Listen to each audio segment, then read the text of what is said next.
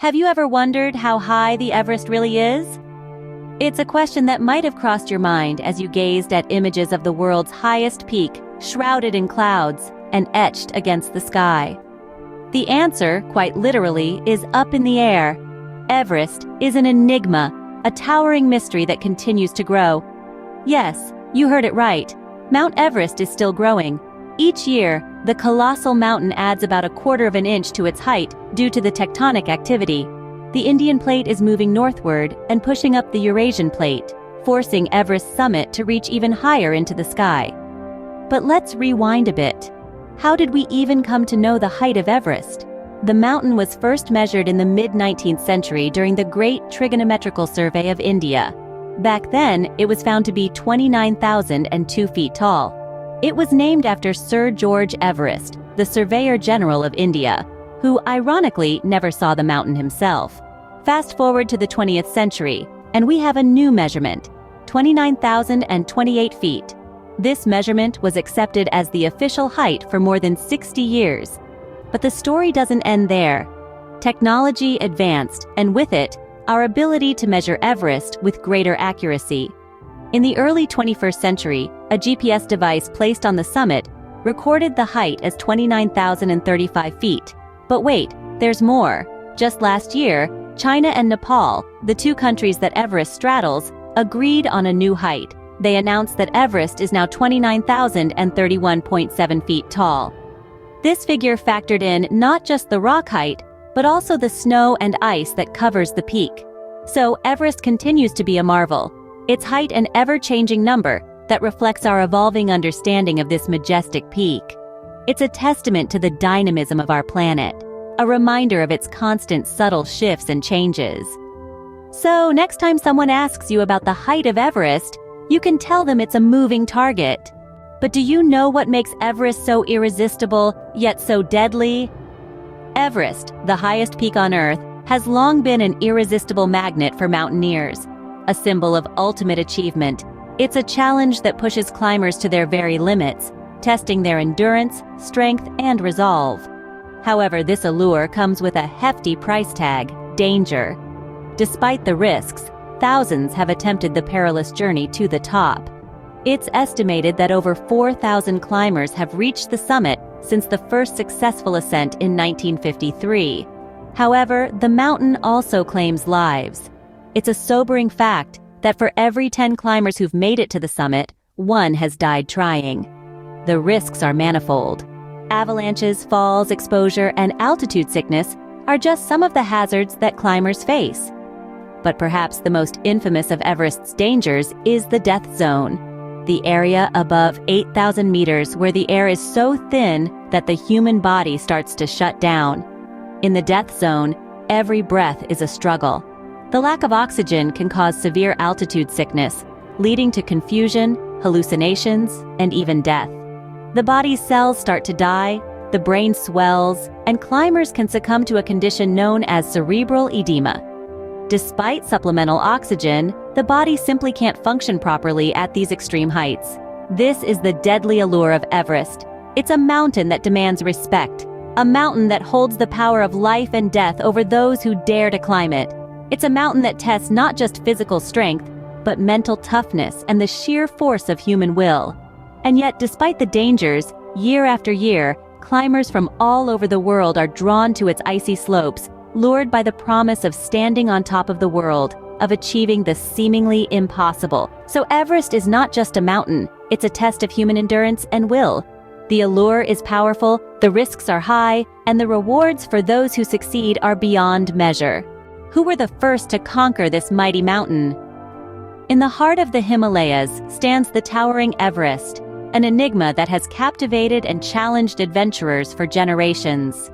Among these brave souls, two names echo throughout history: Tenzing Norgay and Sir Edmund Hillary, the first people to stand on the roof of the world.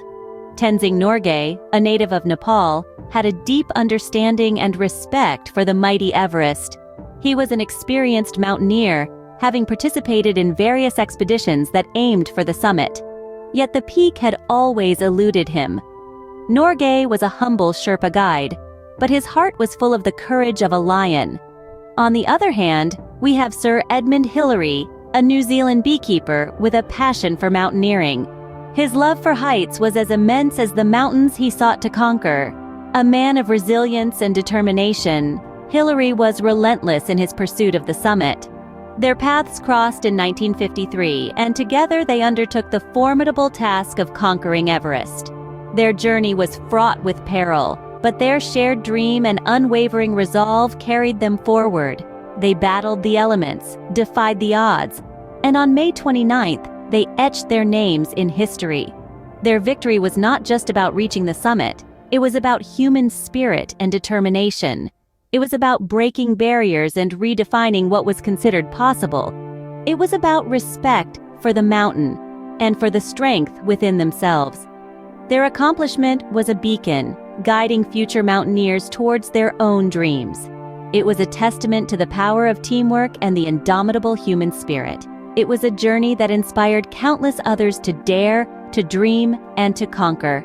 Today, their legacy lives on. Every climber who sets foot on Everest carries their spirit, their courage, their determination. They stand as a testament to the power of dreams, the strength of will, and the triumph of the human spirit over nature's most formidable challenges. Remember, every mountaineer standing on the top of Everest is standing on the shoulders of these two pioneers. Everest isn't just ice and rocks, it's home to a unique ecosystem. Surprised? It's true. Despite the extreme conditions, life has found a way to thrive here.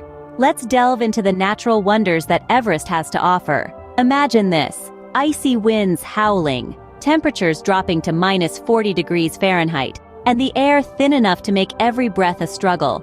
Now imagine life flourishing in such conditions. That's the magic of Everest. The lower slopes of the mountain are a haven for a variety of plant life. From rhododendrons that paint the landscape with their vibrant hues in the spring, to the silver fir trees that stand tall against the harsh winds, each plant species here is a testament to resilience. And then there's the fauna.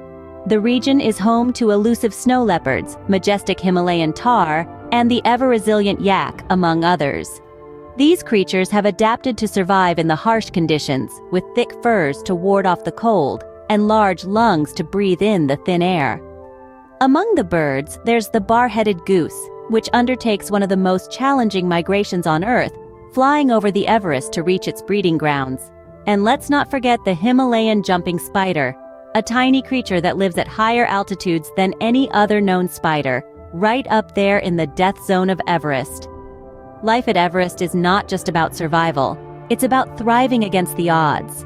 Each species here has adapted in its own unique way, showing an incredible will to live.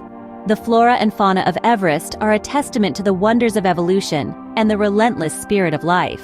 So Everest is not just a challenge for mountaineers, it's a thriving ecosystem pushing the boundaries of life on Earth. What does the future hold for Everest? As we cast our gaze forward, the towering majesty of Everest remains, but its face may be changing. Climate change, that global specter, has not left this peak untouched. The glaciers that have held their icy vigil for millennia are melting, and this could dramatically alter the landscape of Everest. Imagine, if you will, the Khumbu Glacier, one of Everest's most iconic features. It's been a frozen river of ice for thousands of years, slowly carving its path down the mountain's southern slope.